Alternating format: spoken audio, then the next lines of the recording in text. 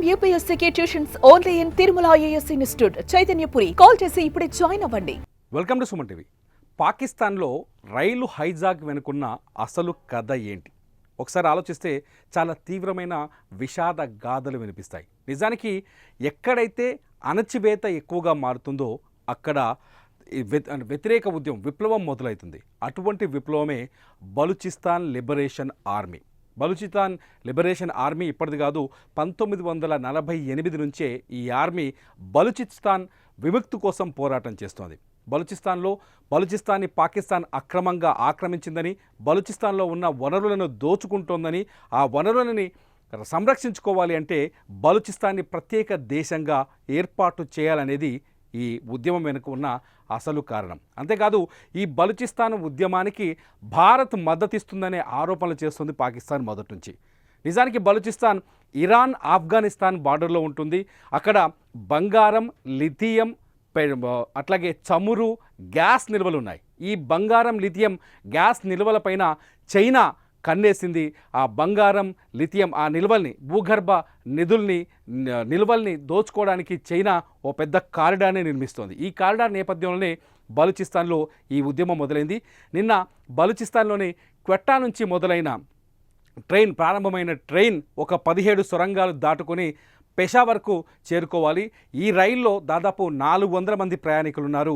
ఈ 400 మంది ప్రయాణికుల్లో ఒక 240 మంది వరకు బలూచిస్తాన్ ప్రాంతానికి చెందిన వాళ్ళు, ఆ ప్రావిన్స్కి చెందిన వాళ్ళు ఉన్నారు.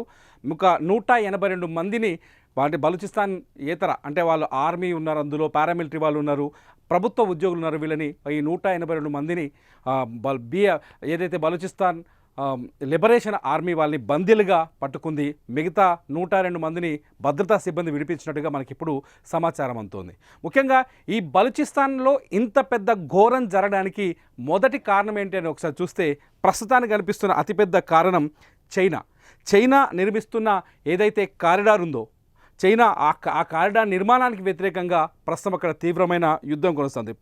పాకిస్తాన్లో అతిపెద్ద ప్రావిన్సుల్లో అతి తక్కువ అంటే అతిపెద్ద వైశాల్యం ఎక్కువ కలిగిన అతిపెద్ద ప్రావిన్సుల్లో అతి తక్కువ జనాభా కలిగి ఉన్న ప్రాంతం బలూచిస్తాన్. ఇక్కడ అనేక వనరులకు నిలయంగా ఉంది బలూచిస్తాన్. బంగారం, లిథియం, గ్యాస్, చమురు, రాగి, బంగారు నిక్షేపాలు ఉన్నాయి. వీటిని సొంతం చేసుకునేందుకు పాక్ ప్రభుత్వంతో పాటు చైనా కూడా తీవ్రంగా ప్రయత్నిస్తోంది. ఈ నేపథ్యంలో అక్కడి ప్రజలు హక్కుల్ని కాలరాస్తోందనే ఆరోపణలు ఉన్నాయి. బలూచిస్తాన్లోని గ్వాదర్ పోర్టుని చైనా, అక్కడ బలూచిస్తాన్లోని గ్వాదర్ పోర్టుని చైనా నిర్మిస్తుంది. ఆ పోర్టు నిర్మాణానికి వ్యతిరేకంగా అంటే గ్వాదర్ నుంచి చైనాలోని జిన్యాంగ్ ప్రావిన్స్ వరకు ఒక ఎలివేటెడ్ కారిడార్ని, ఒక డెవలప్మెంట్కు ఒక నేపథ్యంలో ఒక కారిడార్ని చైనా నిర్మిస్తోంది. ఈ కారిడార్ని వ్యతిరేకిస్తూ ఇప్పుడు బలూచిస్తాన్లో ఉద్యమాలు జరుగుతున్నాయి. బలూచిస్తాన్ ఎంత తీవ్రమైన కష్టాల్లో ఉంది అంటే బలూచిస్తాన్ ఒక నిషేధిత ప్రాంతంలా ఉంది పాకిస్తాన్ ఆర్మీ బలూచిస్తాన్లో చేయని అరాచకాలు లేవు. దాదాపు 20,000 మందికి పైగా మహిళల్ని నిర్బంధించి అక్రమంగా నిర్బంధించారు. మహిళలు, చిన్నపిల్లల్ని కూడా అక్రమంగా అక్కడ పాకిస్తాన్ ఆర్మీ నిర్బంధించి ఉంది. వాళ్ళంతా ఇప్పుడు నరకం చూపిస్తున్నారు. ఈ అక్రమ నిర్బంధాలకు వ్యతిరేకంగా ఉద్యమాలు జరుగుతున్నాయి. ఈ ఉద్యమాల నేపథ్యంలో ఈ ఉద్యమాలు అనేక మలుపులు జరుగుతున్నాయి. ఈ ఉద్యమాల నేపథ్యంలోనే ఇవాళ ట్రైన్ హైజాక్ వరకు వెళ్ళినట్టుగా మనకు బలూచిస్తాన్ ఆర్మీ వాళ్ళు ప్రకటించడాన్ని బట్టి తెలుస్తుంది. అంతేకాదు పాకిస్తాన్ ఆర్మీ వెళ్ళి ఆ ఏరియాలో మహిళలపైన అత్యంత దారుణంగా, పాశవికంగా అఘాయిత్యాలకు, అత్యాచారాలకు పాల్పడుతుంది. ఇది ప్రపంచం మొత్తం చూస్తోంది. ఆ బలూచిస్తాన్లో ఉన్న నిధులను, భూగర్భ వనరులను దోచుకోవడానికి చైనా కుట్ర నేపథ్యంలోనే బలూచిస్తాన్ని వదులుకునే స్థితిలో లేదు పాకిస్తాన్. అందుకనే బలూచిస్తాన్ని బలవంతంగా పాకిస్తాన్తో కొనసాగేలా సైనిక చర్యలు చేపట్టింది. సైన్యాన్ని పంపించి అక్కడ అఘాయిత్యాలకు, దారుణాలకు పాల్పడుతుంది. ఈ నేపథ్యంలోనే బలూచిస్తాన్లో ఒక పెద్ద తిరుగుబాటు. నిజానికి బలూచిస్తాన్ తిరుగుబాటు ఉద్యమం ఇప్పుడు కొత్తగా మొదలైంది కాదు. భారత్ నుంచి పాకిస్తాన్ విడిపోయిన వెంటనే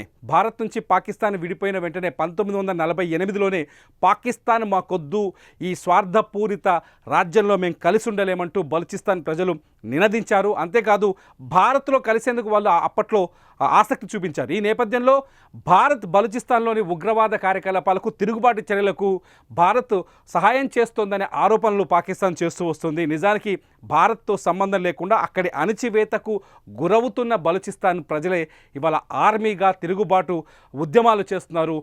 ఈ ఉద్యమాల్లో అనేక మంది ఇప్పటివరకు ప్రాణాలు కోల్పోయారు. ఈ ఉద్యమం నేపథ్యంలోనే ఇవాళ ఏదైతే ట్రైన్ జాఫర్ ఎక్స్ప్రెస్ ఏదైతే ఉందో బలూచిస్తాన్లోని క్వెట్టా నుంచి ప్రారంభం వస్తున్న ట్రైన్ ఏదైతే ఆ ట్రైన్ని హైజాక్ చేశారు. ఇది మొత్తంగా సూక్ష్మంగా చెప్పాలంటే బలూచిస్తాన్లో జరిగిన ట్రైన్ హైజాక్ వెనుక ఉన్న అసలు కథ.